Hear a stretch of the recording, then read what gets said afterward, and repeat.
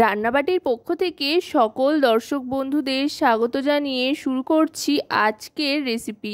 আজকে বানিয়ে ফেলেছি সয়াবিন দিয়ে ছোলার ডাল। এটা কিন্তু খুবই হাই প্রোটিন সমৃদ্ধ স্বাস্থ্যকর একটা খাবার, আর তার সাথে খুবই সুস্বাদু হয়। ঠিক এভাবে যদি আপনারা বাড়িতে বানিয়ে দেখেন। এর জন্য প্রথমেই 150 গ্রাম পরিমাণে ছোলার ডাল নিয়ে নিয়েছি। এবার ছোলার ডালটাকে ভালো করে ধুয়ে নিয়ে প্রেসারে বসিয়ে দিচ্ছি সেদ্ধর জন্য। আর দিয়ে দিচ্ছি 1 চামচ পরিমাণে সাদা তেল। এবার দিয়ে দিচ্ছি পরিমাণ মতো জল। তেলটা দিলাম যাতে প্রেসারে সিটি পড়ার সময় বাইরে জল গড়িয়ে না পড়ে, সেই জন্য। আপনারা চাইলে কিন্তু ডাল আগের দিন রাত্রে ভিজিয়ে রাখতে পারেন, তাহলে কিন্তু আর প্রেসারে সিটি না দিলেও চলবে। আবার এদিকে নিয়ে নিচ্ছি সয়াবিনটা। এখানে 40 গ্রাম মতো সয়াবিন নিয়ে নিয়েছি। সয়াবিনটা নুন জলে ভালো করে ফুটিয়ে নিচ্ছি একটু।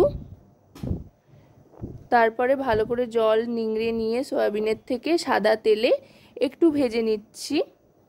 একটু ভেজে নিলে সয়াবিনটা অনেকটাই নরম আর ছেড়ে ছেড়ে আসবে, তাতে করে সয়াবিনের মধ্যে কিন্তু মশলাটা ইনসিস্ট করবে। এবার একটু হলুদ গুঁড়ো দিয়ে দিচ্ছি, শুধুই হলুদ গুঁড়ো দিচ্ছি এখানে, আর কিন্তু কোনো কিছু আপাতত মেশাচ্ছি না সয়াবিনের সাথে। সয়াবিনটা ভালো করে ভাজা ভাজা করে নামিয়ে নিচ্ছি। এবার দেখে নেব ডালটা কতদূর সেদ্ধ হয়েছে। মোটামুটি 5 থেকে 6টা সিটিতেই কিন্তু ছোলার ডালটা সেদ্ধ হয়ে গিয়েছে।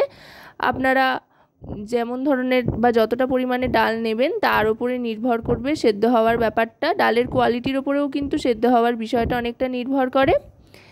ডালটা সেদ্ধ করে নেওয়ার পর কড়াইতে সাদা তেল গরম করে সাদা জিরে, তেজপাতা আর শুকনো লঙ্কা ফোড়ন হিসেবে দিয়ে দিলাম।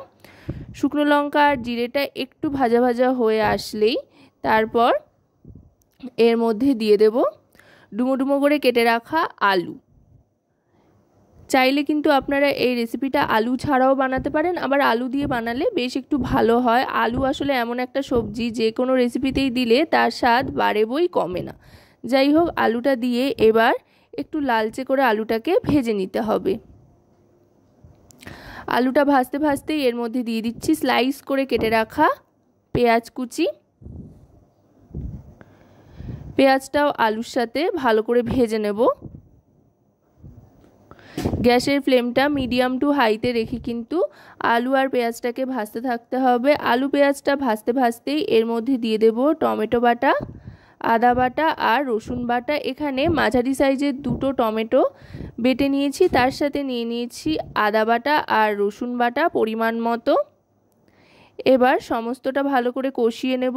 আদা রসুন পেঁয়াজের কাঁচা গন্ধ যাওয়া পর্যন্ত কিন্তু কষাতে থাকতে হবে গ্যাসের ফ্লেমটা মিডিয়ামে রেখে। এবার এতে দিয়ে দিচ্ছি একে একে সমস্ত গুঁড়ো মশলা। প্রথমেই দিয়ে দিচ্ছি হলুদ গুঁড়ো 1 টিস্পুন পরিমাণে। এবার দিয়ে দেবো এতে জিরে গুঁড়ো, এটা কিন্তু ভাজা জিরে গুঁড়ো, এটাও 1 টিস্পুন পরিমাণে দিয়ে দিলাম। এবার দিয়ে দিচ্ছি Kashmiri red chili powder 1 teaspoon পরিমাণে, আর দিয়ে দিচ্ছি পরিমাণ মতো লবণ। এবার সমস্ত গুঁড়ো মশলা আর লবণ দেওয়ার পর আরও খানিকক্ষণ কষিয়ে নিতে হবে, যতক্ষণ পর্যন্ত না তেল ছাড়তে আরম্ভ করছে। মশলা কষাতে কষাতে যদি মনে হয় মশলা লেগে ধরতে পারে, তাহলে কিন্তু একটু জল আপনারা দিয়ে নিতে পারেন সুবিধা অনুযায়ী। গ্যাসের ফ্লেমটা মিডিয়াম টু লোতে রেখে মশলা কষাতে থাকতে হবে। একটু সময় নিয়ে মশলা কষালে কিন্তু তরকারির স্বাদ খুবই ভালো হয় আর দারুণ সুন্দর একটা টেক্সচারও আসে। এবার জল দিয়ে দিলাম। জল দিয়ে গ্যাসের ফ্লেমটাকে লোতে করে দেব। লোতে করে দিয়ে ঢাকনা চাপা দিয়ে দেব আলুটা সেদ্ধ হওয়ার জন্য। আলু সেদ্ধ হতে খুব একটা বেশি সময় যদিও লাগবে না, আলুটা ভেজে নেওয়া হয়েছে আগে থাকতেই। 2 থেকে 3 মিনিট মতো ঢাকনা চাপা দিয়ে রাখবো। 2 থেকে 3 মিনিট বাদে ঢাকনাটা সরিয়ে নেব। দেখুন মশলা কিন্তু একেবারে কষে গিয়েছে, সুন্দর রঙও চলে এসছে আর একেবারে তেল ছেড়ে দিয়েছে মশলা থেকে, আর দারুণ সুন্দর গন্ধও আসছে মশলা কষার। এবার এর মধ্যে দিয়ে দেব আগে থাকতে সেদ্ধ করে ভেজে রাখা হলুদ দিয়ে যেই সয়াবিনটা ছিল সেটা। সয়াবিনটা দিয়ে এবার মশলার সাথে ভালো করে মিশিয়ে নেব। সয়াবিনটা দিয়ে কিন্তু গ্যাসের ফ্লেমটাকে লোতে করে রাখতে হবে। এবার এর মধ্যে দিয়ে দিচ্ছি শাহি গরম মশলার গুঁড়ো। এতে করে কিন্তু দারুণ সুন্দর একটা ফ্লেভার আসবে। অবশ্যই কিন্তু এই শাহি গরম মশলার গুঁড়োটা ব্যবহার করবেন। আর দিয়ে দিচ্ছি কাসুরি মেথি।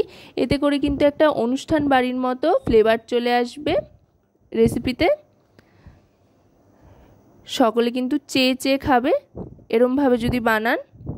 এবার দিয়ে দিচ্ছি সেদ্ধ করে রাখা ছোলার ডালটা। ছোলার ডালটা দিয়ে ভালো করে মিশিয়ে নেব।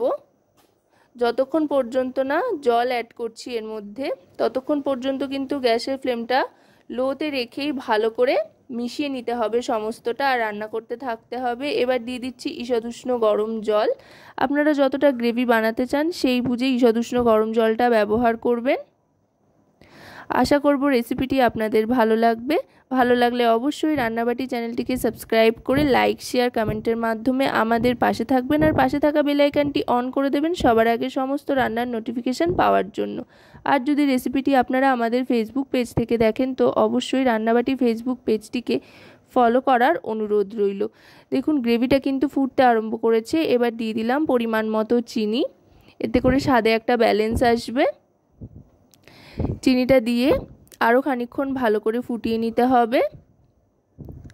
যখন স্রোতের মতো টকবক করে ফুটতে আরম্ভ করবে তখন গ্যাসের ফ্লেমটা অফ করে দিয়ে 1 মিনিট মতো স্ট্যান্ডিং টাইমে রেখে দেওয়ার পর তারপরে এটা সার্ভ করে দেব গরম গরম ভাতের সাথে বা যে কোনো রাইস আইটেম অথবা রুটি, লুচি, নান, পরোটা যে কোনো কিছুর সাথেই কিন্তু সাইড ডিশ হিসেবে ছোলার ডাল আর সয়াবিনের এই রেসিপিটা আপনারা পরিবেশন করতে পারেন। খেতে অসাধারণ লাগে আর খুব স্বাস্থ্যকর বটে। তো রেসিপিটি কেমন লাগলো অবশ্যই কিন্তু কমেন্টের মাধ্যমে জানাবেন।